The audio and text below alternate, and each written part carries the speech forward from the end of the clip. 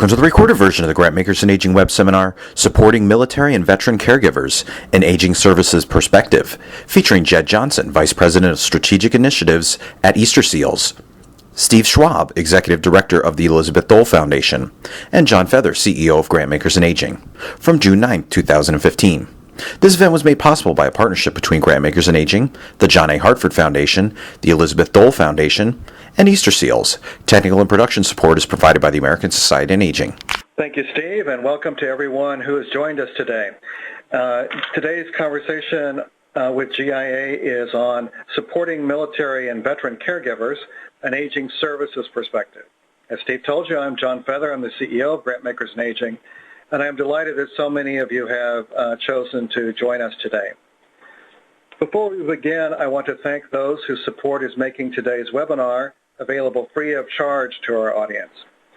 The John A. Hartford Foundation of New York provides continuing support for this series. The Elizabeth Dole Foundation and Easter Seals are both providing support for today's session.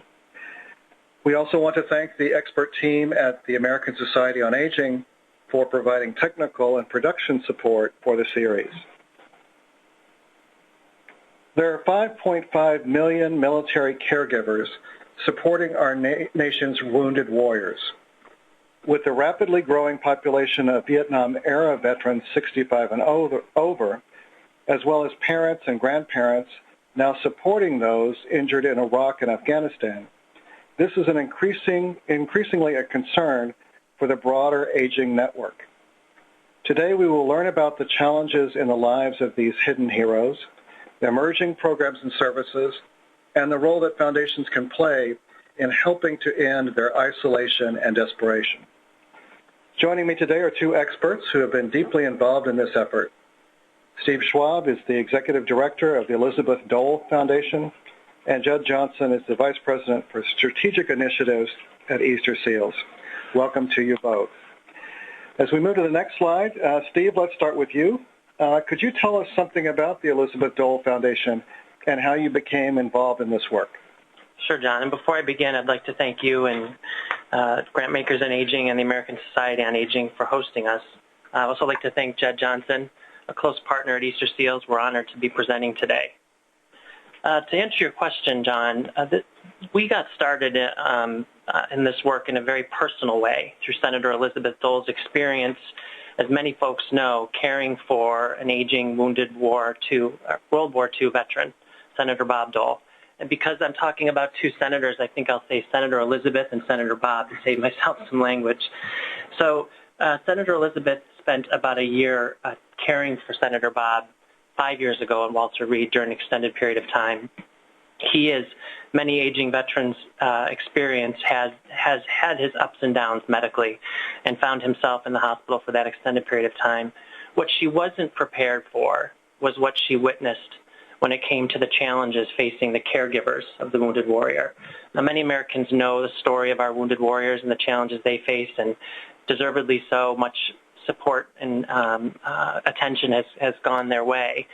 But the caregivers have been hidden largely from the American consciousness. And so she left that experience having seen folks challenged to understand the benefits, the legal and financial implications of the situation they found themselves in. They have been caring for an aging veteran for a long time. They were confounded with the planning that goes in, that may go towards long-term planning for their wounded warrior if they should die perhaps before their wounded warrior does. She left that experience, therefore, really impassioned about the plight facing caregivers. And we founded the Elizabeth Dole Foundation 4 years ago. We serve as a catalyst and a convener. That's how we see ourselves, a facilitator. We're not a direct service provider, but we're bringing together the organizations who are doing direct service effectively in this area, organizations that, for instance, support aging veterans and caregivers. And we're really hopeful that today we can start a conversation, John, with your membership, with the Society on Aging membership, to get your members involved, because we definitely need their help.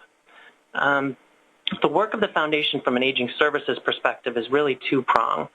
As you mentioned, prior to 9/11 era veterans are aging at a very fast rate. And so they're facing many issues, and I'll talk about those in a moment. The lesser known urgency around aging is the caregivers of our young veterans, post 9/11 veterans, are doing virtually no long-term planning.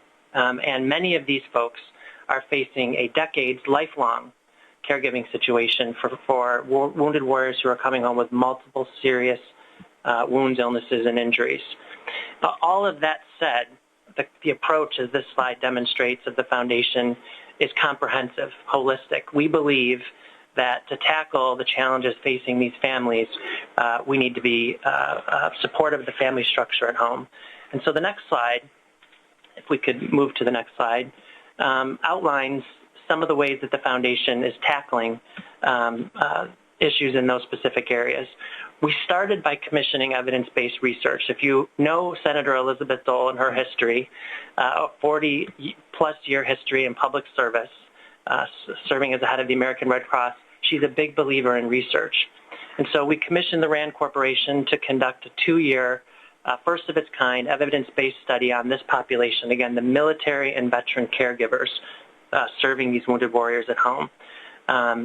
RAND is probably best in class when it comes to research, and we'll get into what the research told us, but the research has provided a blueprint for the work of the foundation and its partners over time. We believe in empowering caregivers, and so we've developed and maintain a really robust program called the Dole Military Fellows Program. These fellows are active military and veteran caregivers, many of them caring for Vietnam-era veterans, aging veterans. They are active caregivers in all 50 states and the U.S. territories. They serve as fellows of the foundation, so there's ambassadors and advocates on the ground in their home states. And I think actually the Fellows Program would be a great way to connect organizations from a local perspective. We'd be happy to link organizations on the call today and associated with your organization who'd like to better understand the challenges facing caregivers of aging veterans in their home community, because it does vary state by state. And I should also say that the services and support provided varies greatly state by state. And so that's one of the programs we've undertaken with the help of our fellows is to begin to survey states on the kinds of support services they offer. Collaboration is key for our efforts. I'll talk in a moment about the broad-based national coalition we've launched, of which Easter Seals is a top partner. They've been there since the very beginning. We've also launched, at Senator Elizabeth Dole's request, a bipartisan congressional caucus in Congress. It's chaired by 2 Republicans and 2 Democrats from the House and the Senate, Nancy Pelosi and John McCain, Senator Jack Reed, and Jeff Miller, who's chair of the Veterans Affairs Committee in the House. So we've brought together Democrats and Republicans who are working with other caucuses on the Hill, such as there is an aging caucus, there's a caregivers caucus, and they're working very closely to come up with holistic policy advancements that can benefit all of us across the caregiving space and across the aging space. And that's something we're determined to do holistically. We rely on innovation, so we invest dollars in organizations like Easter Seals and others who are doing effective work based on research. So if we can find that an organization is addressing the gaps identified in our RAND study, we invest in those initiatives. And I'm pleased to say that just about 2 weeks ago, we announced that Tom Hanks will be chairing a really widespread national awareness and education campaign to lift up the stories of these hidden heroes, the stories at home, the challenges they're facing at home in every corner of the country across America. We really hope to wake America up to what is largely a hidden issue. So we'll go to the next slide. We believe that there is great urgency to this situation right now. Senator Dole often says this is a societal crisis that requires a national response, and she's exactly right. Veterans are returning home, as I mentioned earlier, from 9/11, surviving circumstances that in prior wars they would not have survived because of advancements in battlefield medicine. And so the caregivers, and these are largely the younger caregivers I'm talking about at this point, are tending to multiple serious wounds, injuries, and illnesses. And they themselves are suffering at a much higher rate with mental and physical, emotional challenges, which need to be addressed now, or they become larger problems over time. And our prior era caregivers and their veterans are aging at a fast rate because there's so many of them at that point right now. And what we found, what the research has found, is very few of them are planning appropriately. And many in those cases are relying on nonprofits in their home communities to fill a void of support in that area from the government. Senator Dole made this point when we launched our coalition a year ago, April, from the White House. That's the picture you see on this slide. She also made another point that's really important. She believes, we all believe, that government can't do this alone, that this needs to be a comprehensive approach and we need to rely on partners. So we'll go to the next slide. As I mentioned, when we gathered at the White House, and if we could hit the next button to bring up all the logos as well, that'd be great. When we gathered at the White House, we launched a coalition across 5 sectors, and those are on your slide there. They range from government to private sector to philanthropic community, faith and labor, all of whom have an obvious fit to address the challenges facing caregivers from the study. We partner with a variety of organizations. You'll see many organizations represented on this slide who work in aging services. AARP has been a key partner, the National Alliance for Caregiving, Easter Seals, of course, Caregiver Action Network. The Chamber of Commerce has been a key partner for us in the employment area. The study found that folks, both young and old, need to find part-time work. They are the only breadwinner for the family. Some are not quite at the retirement age or have not appropriately planned for retirement. And so we're working to create flexible work options for folks young and old who need employment to sustain their families over time. We're also working by virtue of this coalition on offering solutions, addressing the gaps that Rand identified and that I'll walk through in a moment. Jed will talk about Easter Seals stepping up in the training and education area. They were one of the first organizations who came to us and said they wanted to be part of the solution set. They were announced. This initiative that Jed leads was announced at the White House a year ago, April.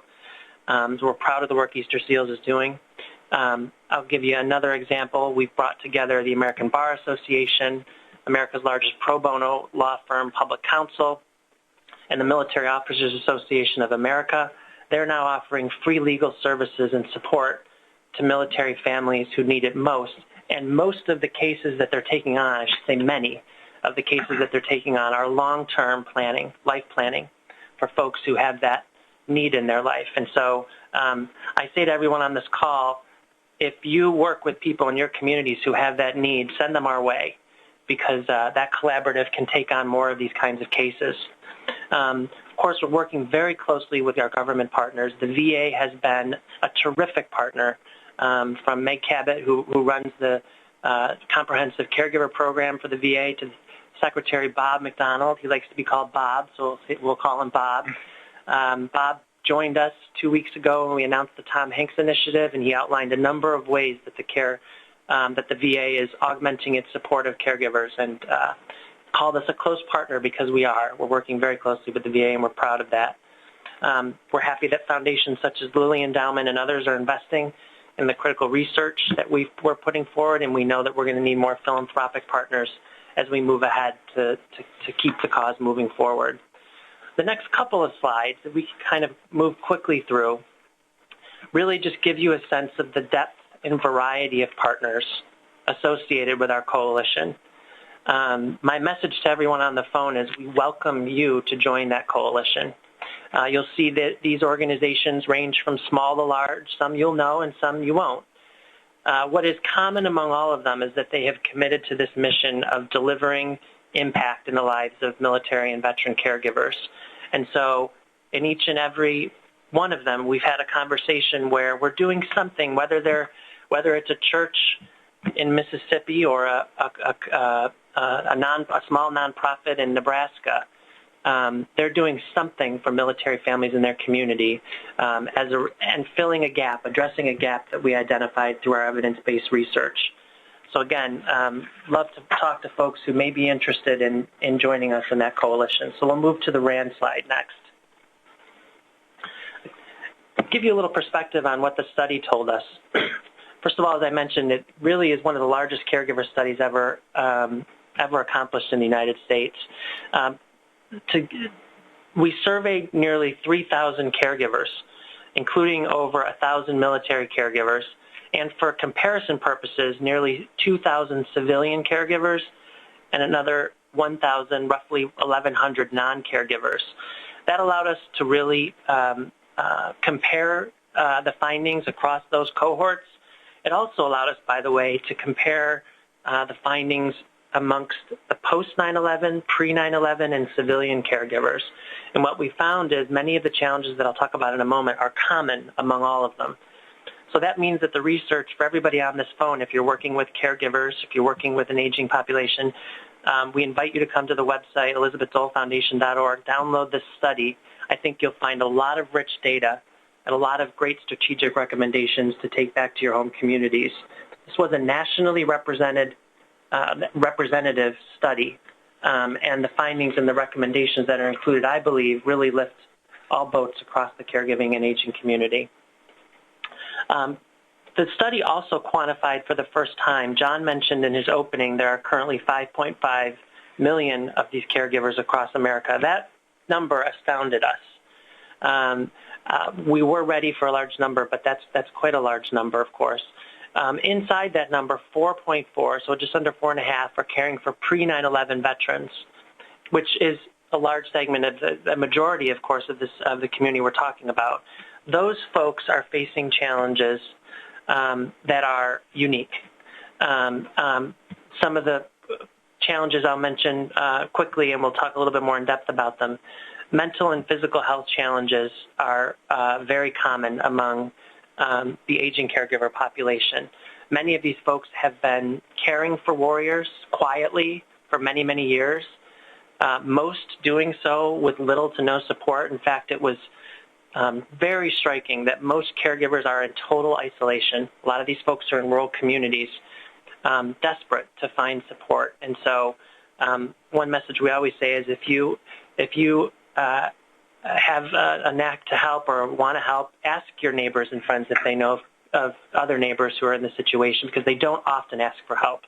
We also found many have a lack of access to health care.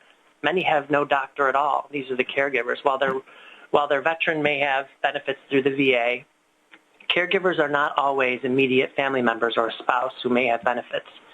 It may be a parent. It may be a friend. There's actually a third of these caregivers are close friends and they're spending 40-plus hours a week caregiving, and many of them don't have health benefits. And so something we're looking at really hard. I mentioned employment, big priority for us. And then, of course, financial and legal planning is probably one of the biggest challenges facing the aging caregiving population. So the next couple of slides talk to the economic argument for America getting involved in this mission. So if we can move to the next slide. Overall, you'll see this may not be a surprise to those on the phone, but the civilian caregivers contribute roughly $41 billion a year to the American economy. That's a staggering number. If you consider the military and veteran caregiving alone, it's just under $14 billion. Those costs have raised eyebrows across the VA, and rightly so. Those would be costs likely inherited by government, by society. So we call these caregivers hidden heroes for a reason, because they are literally an unpaid American workforce. The next slide talks about the value for government and the private sector, really anybody who is in the business of employing human resources. From a military and veteran caregiver standpoint, about $6 billion a year is being lost in productivity. I'll tell you that did raise the eyebrows of the Chamber of Commerce, and I want to call them out again because they have been an unbelievable ambassador for us in the business community, really stepping out front. There's a Hiring Our Heroes program that hires veterans, that now hires caregivers, actively hires caregivers and finds employment for them. But these folks are missing roughly 3 days a week a month, or 3 days of work a month, and that's something that we're seeking to address through more flexible work options, at-home work options. We have a number of pilot projects we're running with hotels like La Quinta and others who are offering those employment opportunities at home for caregivers, and they seem to be working well. The next slide just gives a small glimpse to what is a much larger headline inside the study, and this is one slide that suggests to me again that folks really ought to go to the full study and take this information in. It demonstrates that the caregivers are really suffering themselves from mental and emotional conditions at a much higher rate, nearly double the rate of a non-caregiver. You see it especially in the post-9/11 category. That's something that I think everyone with us today should worry about because, as the study says, those conditions left untreated, unaddressed, become much longer, healthcare issues for these folks over time and manifest themselves in much more acute ways further in life. So I know folks at the VA are really concerned about that and thinking very clearly about strategies to address those. The next slide talks about the threat to the aging caregiver population. If we can go to the next slide there. According to the study, 25% of caregivers for the post-9/11 cohort veterans are parents. The study projects that in 15 years, nearly all of those folks will be over the age of 75. And a large cohort of veterans are going to need alternative care from their current situation. And virtually none of them at this point are planning for that inevitability. I'll also say that when you consider the post-9/11 cohort where younger spouses and younger folks are caring for their wounded warrior, likely for a lifetime, there's absolutely no planning, as I mentioned before, being done. And so we're really pushing hard on that front right now to get folks who are in the 30, 40-year-old category to really think from a long-term perspective where and how their veteran may be cared for long-term. Institutionalized care supported by government is very limited, and we know that from our friends at the VA, so a lot of the onus is on local nonprofits, as I said before. So where are we going to how are we going to create impact in a systematic way in the lives of these caregivers based on the research? That's what the next slide begins to outline. I mentioned we began with the research. We moved to launch a coalition. The coalition is offering solutions. Inside the coalition, we have 300-plus organizations like Easter Seals at work. Now we've broken the coalition down into 7 work areas that we're calling impact councils. These are the urgent headlines that came out of the RAND study. They range from faith to community support at home, and then 2 that, in particular, that Easter Seals is working on. Jed is a co-chair of our Respite Care Impact Council with Jill Kagan. We have leaders in the field like Jed who have stepped up from the coalition to lead many more diverse leaders from coalition members across these councils. And they're currently have already started to work on short and long-term objectives to address the gaps in the RAND research. So I'll turn it over to Jed to continue on from there. Well, thank you, Steve, for that very sobering but very useful and comprehensive overview. I think even for those of us who work in aging and have worked in aging for a long time, these are very much hidden issues, as you say. Before we turn to Jed, I want to remind our audience that you can begin entering your questions in the box that you see on the right hand of your screen. You just open the section that's called Questions and start typing it in. I will be asking those questions of our speakers as we get towards the end of our presentation in just a few minutes. So please go ahead and do that at any time, and we will turn to those in a few minutes. So, Jed, at this point, let's turn to you. Easter Seals, of course, is one of America's best-known charities, almost 100 years old. But I think most people would not immediately associate you with this work. So could you tell us a little bit about how Easter Seals became involved in this work? Great. Thanks, John. It's a pleasure to be here. And first, I want to begin by acknowledging any service members, veterans, who are participants on this call, as well as their families, and really thank you for your service to our country. It's often said when one person enlists, the entire family serves. So for both family members, service members, veterans, I really want to acknowledge that before moving forward. Interestingly, since our inception back in 1919, Easter Seals has always been supporting family caregivers, but as I was mentioning earlier today, Easter Seals began by supporting children with disabilities, and it was actually the veterans, the service members returning home from World War II with medical rehab needs, was when Easter Seals broadened its mission and scope and served both children with disabilities as well as adults. So that was really kind of a seminal point in the history of our organization, and was really by supporting those veterans and obviously their family members too that moved us in that trajectory. What I will say is our more focused work in this effort probably began a little over 5 years ago.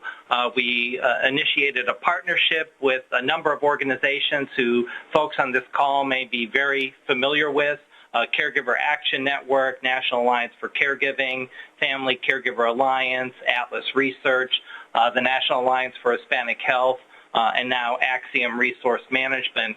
We came together and were selected by the Department of Veterans Affairs to provide education and training for those family caregivers of veterans with significant disabilities. And it's really been a privilege and a pleasure to support that initiative over the past 5 years. It's a multimodal education and training. We offer in-person connections.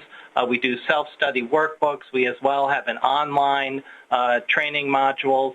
And it really, I think all of us, the VA and us included, were surprised, but literally, as of the most recent weeks, we've now surpassed educating and reaching out and touching the lives of over 30,000 caregivers over just the past 4 years.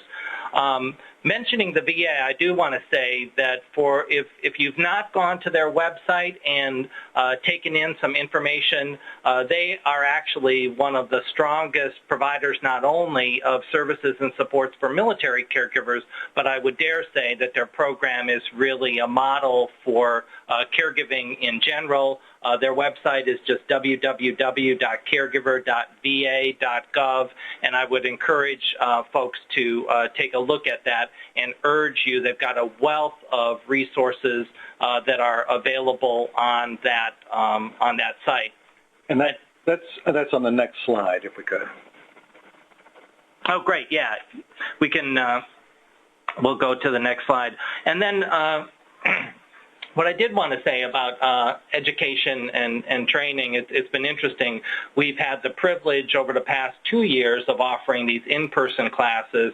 In-person classes are actually available to caregivers from all eras. And I think initially when we were thinking about it and coaching our trainers who are facilitating these sessions, we were talking and wondering how the dynamic was going to be when you may have a significant proportion of the caregivers supporting World War II, Vietnam-era veterans, as well as the post-9/11 population. And it has been a real blessing and a privilege for the sessions that I've sat in to really see those intergenerational caregiving connections. Some of those younger caregivers really honoring and supporting those who have gone in this path before them, as well as some of the caregivers who've been doing this for literally, decades, really embracing and supporting and nurturing some of the younger caregivers as well. And it's really been life transformative, I really believe, in many of those in-person sessions. Kind of getting back to the original question about embarking upon this effort, I know we were really motivated as an organization, when Steve and the Elizabeth Dole Foundation announced that they were going to release the content of their research, I recall sitting in my room with my partner in crime, Deb McKay from Atlas Research, and we were saying, it's great that they're announcing this research. You really want things to be evidence-based, but what would be an action step that a military caregiver could take immediately upon the announcement of this? And so what we went about doing was creating a coalition. We didn't want to do it on our own, so we partnered with a number of the organizations that I mentioned before. We also brought in USO and some other entities and wanted to create and did create a webinar series that now has since, at the time it didn't have any financial support, but we just wanted to get that out there so that caregivers could take an actionable step to hopefully make a difference in their lives. We integrated Elizabeth Dole Fellow on each of those webinars, and I would dare say, I don't want to discredit some of the experts that are offering kind of that actionable portion and really are the guest experts on each of those webinars. And each webinar addresses a key area that was highlighted in the RAND study, behavioral health, mental health concerns, et cetera. But I do think, and I really treasure, the Elizabeth Dole Fellows stepping to the plate and sharing their own stories, and it really is very moving and very compelling. They truly are, the military caregivers that I've had the privilege to interact with are some of the most resilient, resourceful, creative, passionate, dedicated individuals that I've had a pleasure to interact with.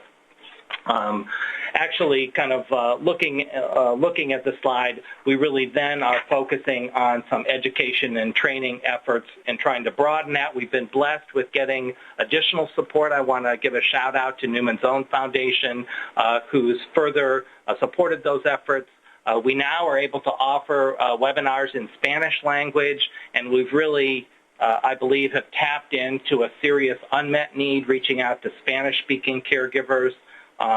We now are offering those on a monthly basis. We're trying to be one step ahead of the game. So, for example, in the research that Rand pointed out, many of the older veterans are now experiencing hearing loss. So I know one of our upcoming webinars is going to be for caregivers and hopefully some actionable resources and support for those who are caring for a veteran with hearing loss. I wanted to also mention some of the other education and training that's going on in this arena. We work closely with the Rosalind Carter Institute for Caregiving. I would encourage you to visit their website. They have a wonderful initiative, Operation Family Caregiver, that's been rolled out at a variety of different locations across the country, and would encourage you. It's really one of the more exciting education and training initiatives, and there really is a lot of momentum in this arena. And I will say, chairing the Respite Impact Council, and we can go to the next slide, is that the purpose of these is not to kind of sit around and rest on our laurels. These impact councils, I know Jill and I in the respite arena are 150% committed. Jill heads up Arch Respite, kind of the national convening of respite providers across the country, and we are literally, as we speak, rolling up our sleeves, trying to make a difference, trying to identify and remediate barriers, and really make some inroads in respite care, both for veteran and service members' families in respite, but also, as we mentioned previously, I think this is really going to make a difference in the broader respite care arena as well. We're talking about some modification of models of respite and how you can adapt, and looking at some public policy issues. I know we're supporting full reimbursement of the Lifespan Respite Care Act and making sure that that's funded fully. We're trying to build bridges, making connections between the Elizabeth Dole Fellows at the state level and the state both the caregiver councils as well as the lifespan respite coalitions that are going on at the state and regional level. So again, a lot of forward momentum, looking at identifying and hopefully replicating some solid evidence-based models. We partner with Legacy Corps. Easter Seals partners with Legacy Corps, offering education and training.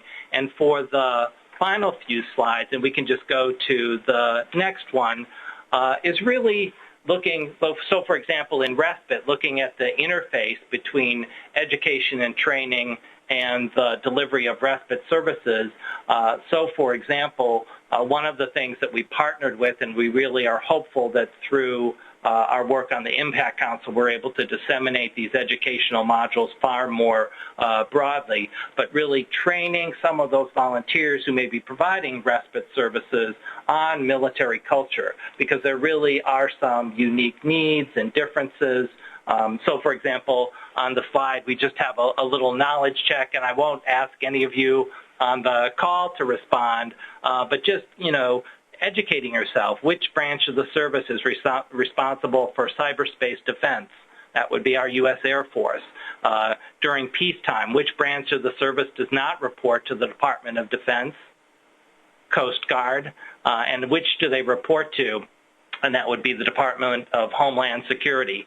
So again, just thinking about what are some unique educational needs that are related specifically to military culture, and it is unique culture, and you really need to understand and embrace those cultural issues. You need to understand and embrace some of the differences between, traumatic brain injury is different than providing respite for a family member that's coping with dementia. While there may be some similarities and there may be some ways you can leverage that service and support, you really want to make sure that you have some additional training and support so that you're better informed into being able to support that family constellation who's dealing with post-traumatic stress or dealing with traumatic brain injury.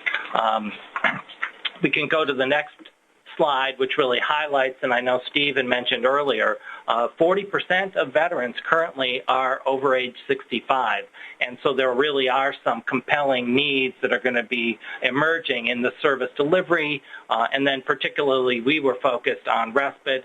There's a growing number of women veterans, 8.3%.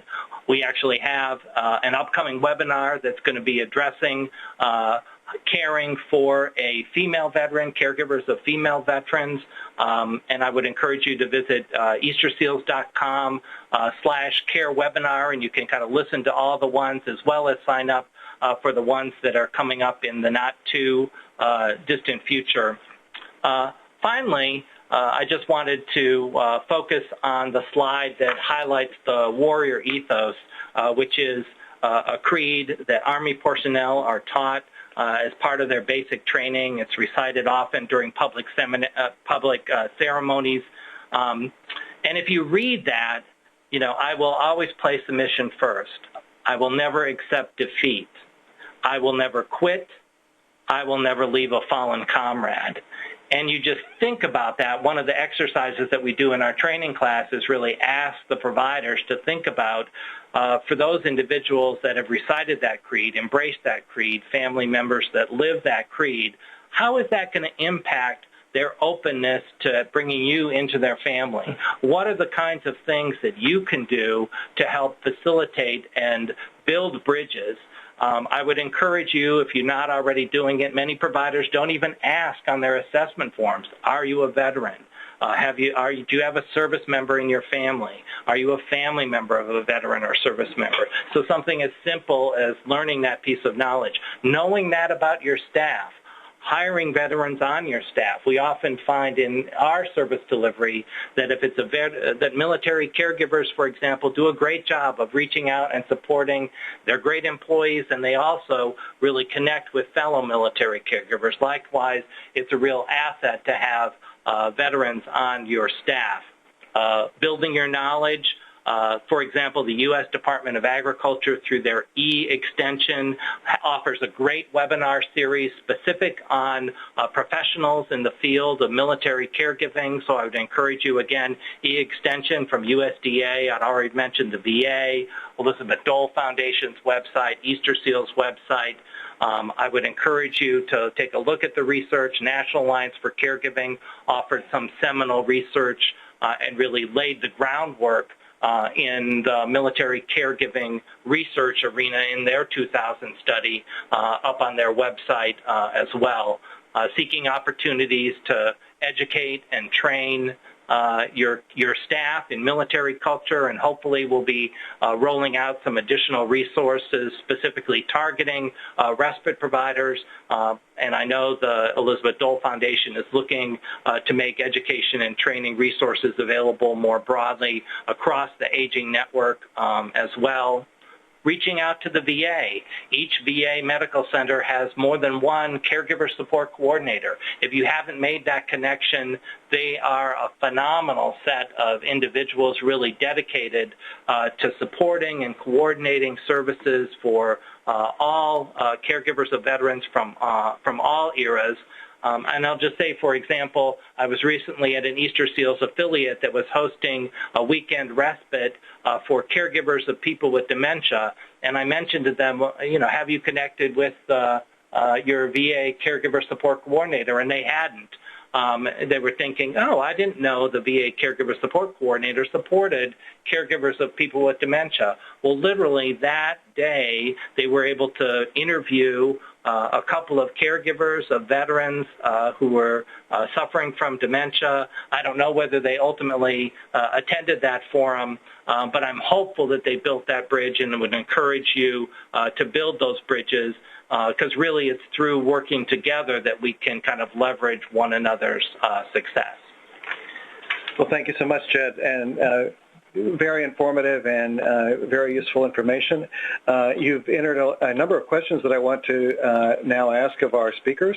And remember that you can continue to type in your questions in the box on your right side, on the right side of your screen under questions. But let me start with a couple of them, and I will direct them to one of our speakers, but then either one can answer. And so one of the questions that's come up from several of our participants is, what are their qualifications to receive assistance in the types of programs that you're talking about, other than being a veteran? So is it based on income, recipient of other government programs? Does that disqualify a person? Does the location make a difference? Those kind of issues. I'll say something quickly, and then Jed probably can expand upon it. This is Steve. The study found that the qualifications and the eligibility criteria are varied, too varied.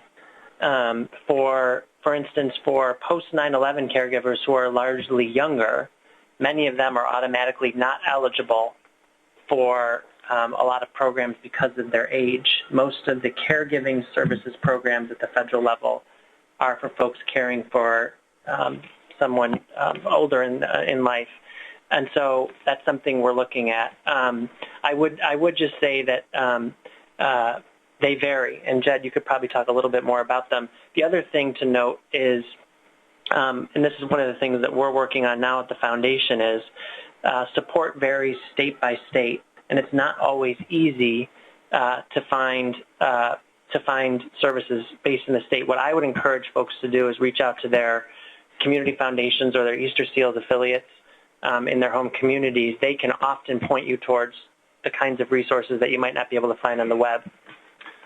And I would encourage you to kind of, again, connect with caregiver.va.gov. I will say, and they also have a hotline that folks can call that's available for extensive hours. A lot of it, interestingly, the majority of calls that are coming in to that caregiver support line are coming from caregivers of older veterans. They do get a significant number from the post 9/11, but the majority of calls, to the best of my understanding, from what I understand, are coming from caregivers from different eras. The accessibility of services, I mean, that really is it's a great question, and it's one of the issues that we're really going to be grappling with as we embark upon our Impact Council work. supports may vary based on age, may vary based on diagnosis, may vary based on branch of the military, may vary geographically on where you're located. So it's really complex. I know when the Secretary was meeting, he said the VA currently has 800 now, and I forget what it was, but it was a phenomenal number of 800 numbers, for example. And so, they're really looking in their efforts to try to consolidate that and make it a much easier initial point of contact. And that was a commitment that they made to try to streamline that, because it's a very, admittedly, that's a great question. It's a very complex area to try to support caregivers who are already, spending most of their time doing what they need to do as a caregiver. And if we can make their life any easier in trying to access benefits and services, hopefully we'll make some inroads in that. Great, thank you.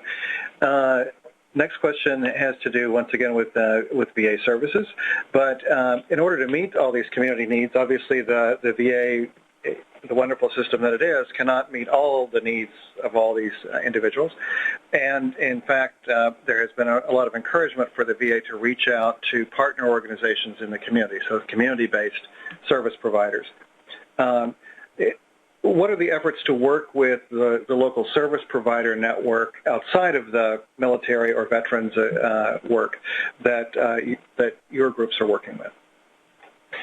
I can tell you that Secretary Bob just appointed a wonderful, and of course I can't remember his name, but we'll get it to folks, a wonderful new leader for their partnership enterprise inside the VA.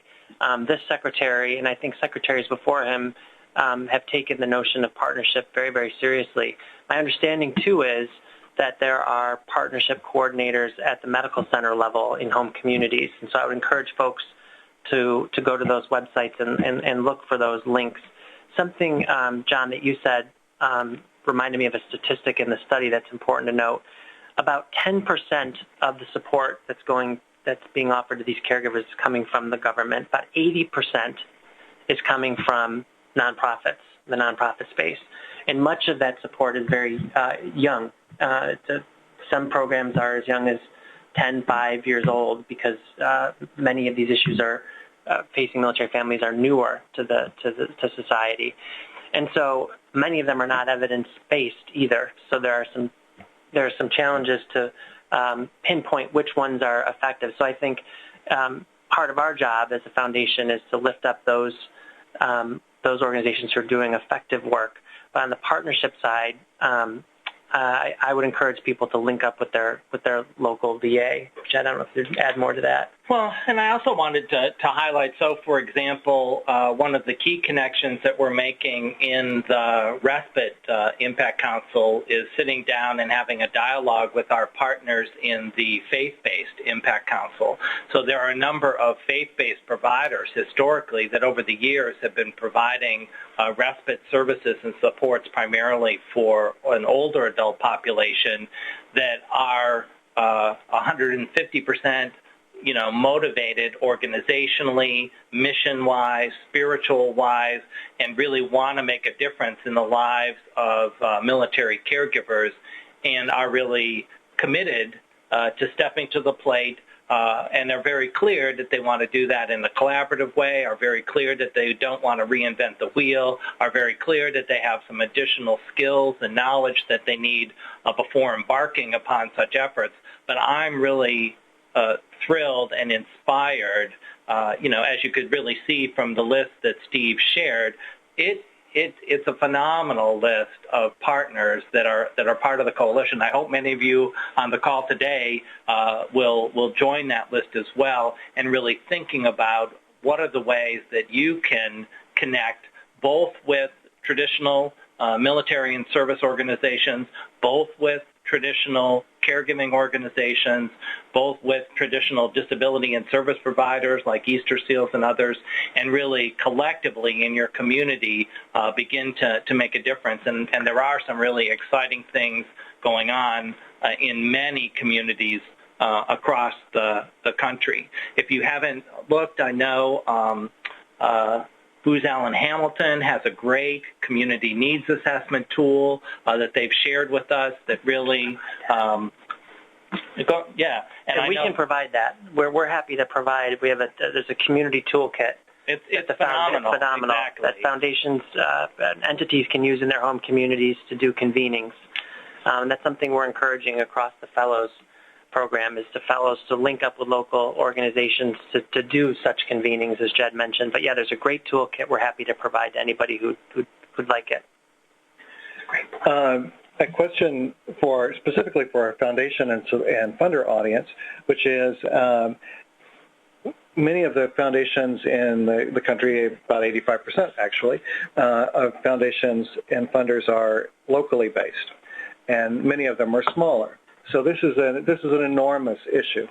But if a foundation or other funder had limited resources, what could they do at the local level that would make a difference? And I know there's many things, but could you give us just some examples? Well, for example, like I know, Easter Seals locally here in the D.C. area, we have our Little Warriors program, which is a respite program for service members, veterans, and their families, and kids with and without special needs, for example, bringing together both staff and volunteers and really supporting those families. It's a real wonderful blessing to give those family members a break when they need it, and really it also provides a wonderful supportive environment for the Little Warriors and some support as well. I think there are literally hundreds of different models of service delivery, a growing number. I would encourage folks to kind of take a look at kind of evidence-based approaches and approaches that really are able to kind of track and measure their support. But I think there is a lot, and most of the work, truthfully, is at that local level, where the boots are hitting the ground, reaching out to the caregiver support coordinator, finding out what their needs are. And I really think that, for example, offering and working with them and partnering with the caregiver support coordinator to provide services and supports. I will just restate an offer I made earlier, which is our fellows across these states that are in these home communities, many of them are serving as advisors to local community foundations, to local family foundations. I think there are no better group of folks that know what is and what isn't working in their community, and they could be terrific partners to organizations on the ground, and we'd be happy to link up local foundations, local funders with the fellows, just to have a conversation and begin to understand that what the study consistently found and what we find, in one community it may be a big congregation that's really the mothership for providing support to families. In another, it might be the Easter Seals affiliate. So it varies from community to community. And there's a lot of hidden secrets out there. And I think our fellows and organizations like Easter Seals really are the folks who can help point you in the right direction. We're reaching the end of our hour, but before I turn to each of you for your final comments, could you give us one more time the relevant website for people to find additional information? Steve? Sure. ElizabethDoleFoundation.org. If you'd like to join the coalition or link up with our fellows, we'd love to involve you. And it's just EasterSeals.com. And if you're particularly interested in our webinar series, Supporting Military Caregivers, then that's /care webinar. Okay. So Steve, let's start with you. What's your final words of wisdom for our audience today? My final words are that we believe, again, that this is a national crisis. And the only way we will truly tackle this issue is by working together across sectors in a broad-based coalition. And so my final word, and I've said it several times, is join us. Get involved. Let us help you better understand what's happening in your local community, because you really can make a difference. Jed? Well, my final words are actually going to be the words of a military caregiver. Not a week goes by that I don't get these emails, but I just wanted to share it with you. We recently hosted a webinar on chronic sorrow. We sent out our evaluation survey on how did we do, and this was a response that I received last night at 7:29 p.m. How did we do? Great. You are putting us back on a path to happy life. My husband, 26 years my senior, is a World War II vet, and we had such a bout with anxiety because of his asthma treatment. I thought we were going to be forced into moving into an assisted living facility pronto. All the little grievances we were both experiencing have been subdued, and we are actually having more fun now than before he started the medications. Thank you, thank you, thank you. And thanks, both of you.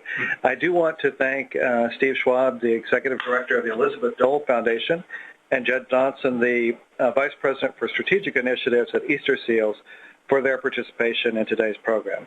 We do thank you for all you do to make life better for older adults and for our military veterans. I also want to thank the John A. Hartford Foundation, the Elizabeth Dole Foundation, and Easter Seals for their support of this program, as well as the American Society on Aging for their technical expertise. Please join us on July 15th for a webinar on the work of local foundations and Habitat for Humanity in rehabilitating the homes of older persons. Watch your email or the GIA website for registration information. And finally, I want to thank all of you for participating in today's webinar. Have a great day.